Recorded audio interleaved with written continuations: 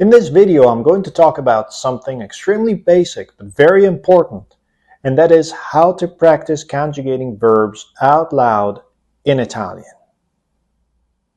Let me get straight to the point. Most learners will conjugate verbs wrong, not because they get the actual conjugated forms wrong, but because they use the wrong method of conjugating verbs out loud. Let me give an example. Let's take the verb fare. All right? This is how most learners of Italian will conjugate the verb fare in the present tense. Faccio, fai, fa, facciamo, fate, fanno. As you can see, there's nothing wrong with the conjugated forms. They're all perfectly correct. Unfortunately, conjugating verbs this way is not conducive to understanding and getting a sense of sentence structure, syntactic structure in Italian. So why do learners of Italian continue to conjugate verbs like that? Well, there's a very simple reason for that, because their teachers won't correct them. You know, they see them getting the conjugated forms of the verb right, so there's no reason to correct them. They just let it slide. Or maybe they don't even know that that's not the best way to conjugate verbs. Now, when you practice conjugating out loud, it's very, very essential that you include the subject pronouns in the conjugation. Subject pronouns are io, tu, lui, lei, noi, voi, loro. Now, I know what you're going to say. Italians drop the pronouns anyway, so what's the point? No, we don't drop the pronouns.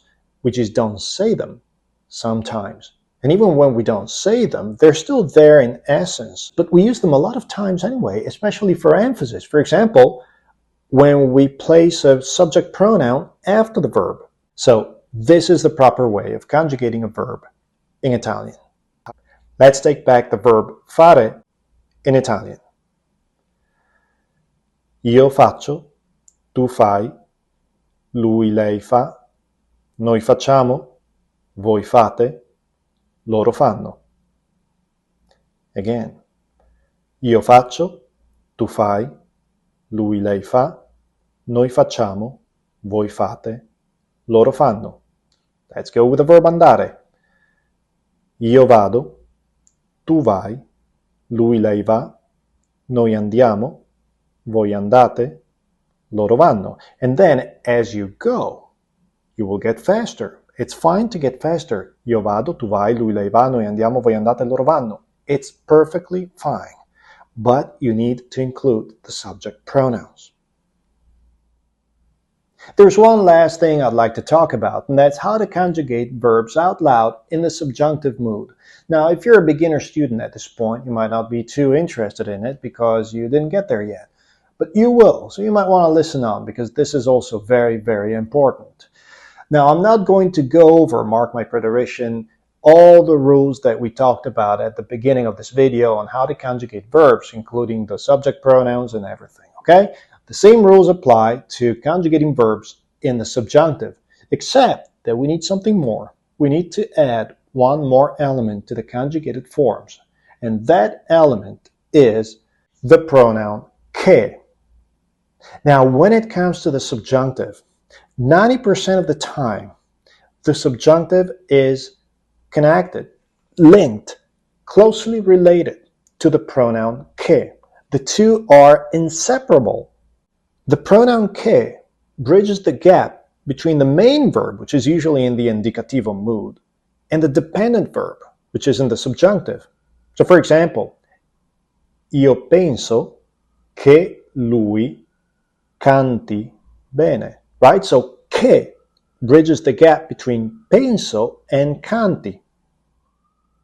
That's why it's very important that you get a sense of the syntax when the subjunctive is involved, and the only way to do it is by starting from the lower steps of the ladder, which is when you practice conjugating verbs out loud or in written form, whatever you want. But you must include the pronoun che. So, whereas most students will conjugate verbs in the subjunctive like this, when I use the verb fare, faccia, faccia, faccia, facciamo, facciate, facciano, you're not going to do that anymore. This is how you are going to conjugate verbs in the subjunctive. I'll use the verb fare, present subjunctive. Che io faccia, che tu faccia, che lui, lei faccia, che noi facciamo, che voi facciate, che loro facciano.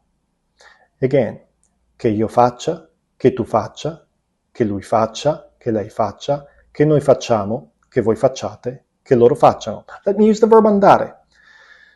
Che io vada, che tu vada, che lui, lei vada, che noi andiamo, che voi andiate, che loro vadano.